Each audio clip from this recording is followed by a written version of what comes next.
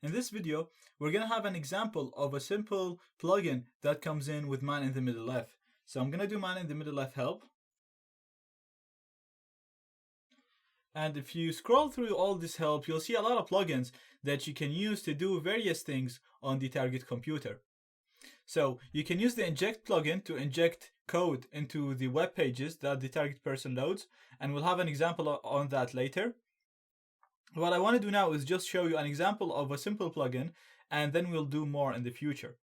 So for example, you can see here we have a screenshot plugin, and basically what this plugin does is it takes screenshots of each of the pages that the person uses. So whenever the person uses a page, it takes a screenshot of that page, and you can set up the interval right here.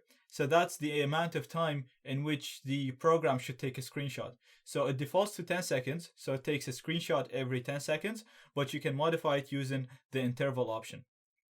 So we're having a basic look on how you use the plugins. So the first thing you do is you put the plugin name, and then you put the option that you want to set. So we're going to use the same command that we always use, and then we're going to put the plugin name after it. So the plugin name for me is going to be screen.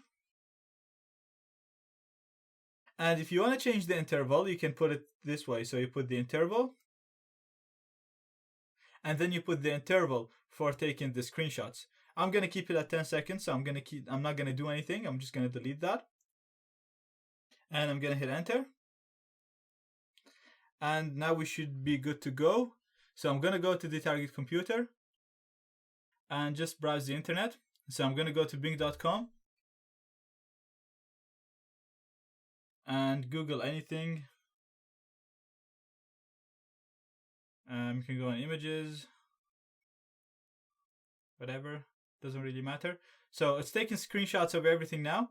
Well, every 10 seconds it's taking a screenshot, and you can see that it's actually injecting the code in here every time. So I'm going to stop this, and then we're going to go and have a look on the screenshots that we captured. So the screenshots will be captured into the logs directory. So I'm going to go to files, and it's going to be in var logs and in man in the middle left. And you can see all the screenshots that we captured. Now some of them have actually been captured before from other sessions. So you can see right here we have the one for the picture, the one when I googled the pictures right here. And I'm going to close that. So all the stuff that's going to be captured, all the images will be stored in this directory, and you can see them and get an idea of what the person is doing on their computer. Now there's other plugins that you can use. So you have the JS Keylogger, which will basically inject a keylogger into the target page. But it's kind of useless because since you're the man in the middle, you can see the usernames and passwords anyway, or anything that gets sent on the target computer. But if that's what if for any reason you wanted to have some sort of a keylogger injected into the target computer or into the target website, then all you do is, again, same command that we always run, and just type in JS Keylogger after it. And that's the keylogger injected. So again, if we go here and search for something else, or maybe we go and log in somewhere. So let's go and go to cardzone.ie.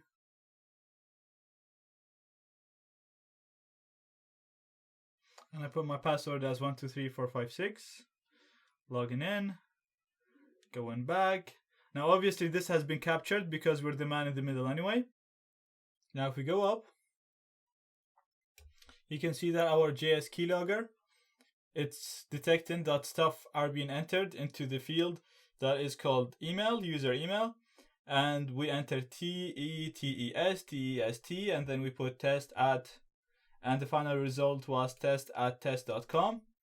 And then in the password we were putting 112.123 up to, and then it was 123456. So again, if the target person is writing anything on any page, then you'll be able to capture it using this. But anyway, since you're the man in the middle, you can do that using Wireshark and analyze all the packets and see what the person is typing. This is another method of seeing it or of doing it. It's an example of how you could use the plugins that come in with man in the middle left. Now again, tapping man in the middle left will give you all the options, all the plugins that you can use, and using them is very similar to what I've been doing. So you usually just put the option or the plugin name, and if you're gonna set any options for it, then you put a space and you set the options.